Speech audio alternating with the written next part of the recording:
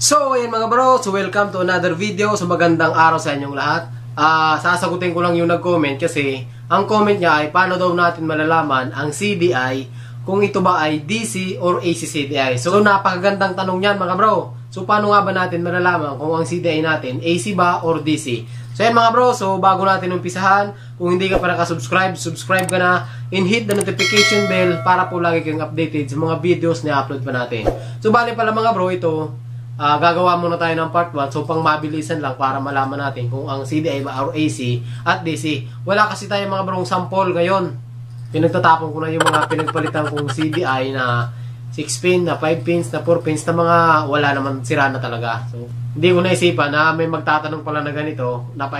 Naipakita ko sana kung yung actual para malaman natin kung CDI. Para malaman natin kung DC o AC CDI. So, ayan mga bro. So, bago natin umpisahan, so tutugtugan ko muna kayo ng napakalupit na tugtog.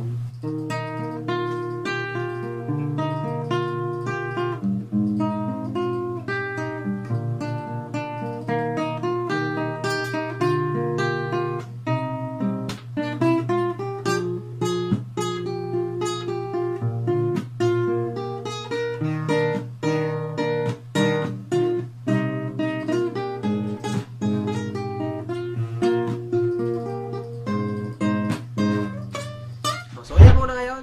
Kick.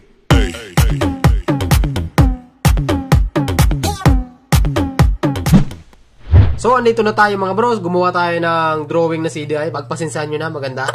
So, mga bro, para malaman natin kung DC or AC CDI, so dito muna tayo. So, kadalasan 4 pin mga bro, ang kadalasan na 4 pin ay DC CDI. Pero hindi lahat ng 4 pin ay DC CDI kasi naka-encounter na ako ng 4 pin pero AC siya. Kagaya nung sa Rakal 110, ayan, so mga Rakal user dyan. So, 4 pin yon pero AC siya.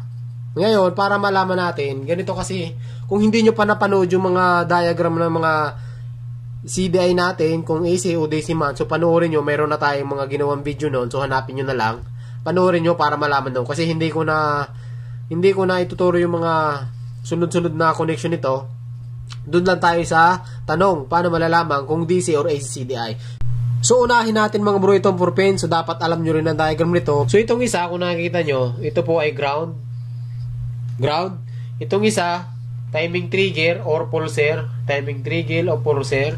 Ito naman na isa, ito po ay papunta ng ignition coil. So, ignition coil. Tapos, itong isa, so 12 volts, switch. Ngayon mga bro, pagka ganito ang CDI nyo, 12 volts, DC siya. Bakit DC? Kasi yung supply ng CDI ay kumukuha siya sa 12 volts o galing ng accessory wire. Kaya masasabi natin na pagka ganito mga bro, ang connection ng CDI nyo, so DC CDI ka. So dito naman tayo mga bro sa 5 pins. So ito ay ground. So ito ay pulser. So ito ay ignition. So ito mga bro ay galing primary coil. So ito po ay AC supply. AC from stator yan. From stator. Tapos ito mga bro, dahil 5 pin, so meron tayong kill switch. Meron tayong kill switch mga bro. Kung titingnan nyo mga bro, ang kaibahan nito, ito 12 volts, kumuha ng supply yung CDI na DC, galing dun sa battery. Kaya siya DC CDI or direct current yung nagpapagana dun sa CDI.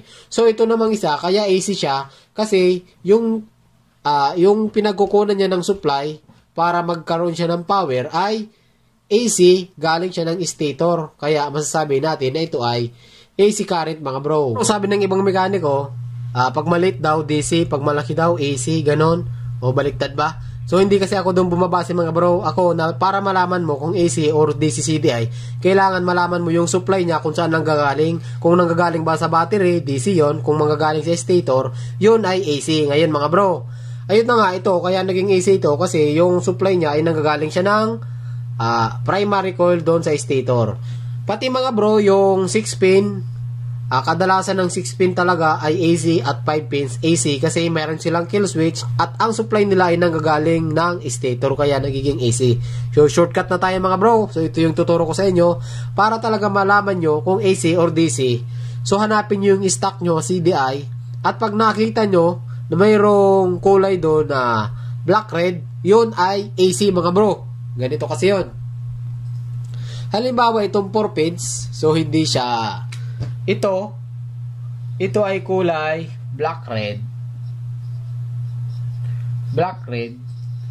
So, ito po ay AC. So, yan mga bro, ang isa sa mga technique para malaman natin kung AC or DC CDI tayo. So, ito, tuturo ko na sa inyo mga bro. So, burahin na natin to. So, dito naman tayo sa ignition switch. So, sa ignition switch pa lang, malalaman nyo na kung ang CDI nyo AC or DC mga bro. So, dito muna tayo sa AC CDI. So, sa ignition switch mga bro, meron yan 4 na wires. Kung nakikita nyo, meron yang green, meron yang black, meron yang red, at meron yang blue ay black-white. Itong black-white mga bro, ito ay papunta ng CDI. Kung napansin nyo yung diagram natin kanina, yung CDI na 5 pins or 6 pins, mayroon dong kill switch. So ito po yung tinatawag na kill switch, itong black-white. Na ito po, pag dumikit sa ground, patay ang makina. Pag dumikit sa ground. So pag putol yan, so pwede nyo may-start yung makina. So ganun lang mga bro. Pag 4 pins ay pag 4 wires, pag may black-white kayong nakita, yun po ay AC CDI mga bro. Pag tandaan nyo ulit, pag black-white yun ay AC CDI. Ngayon, pag dalawa lang ito mga bro, pag dalawa lang ang connection ng ignition switch nyo, meron yang red at orange.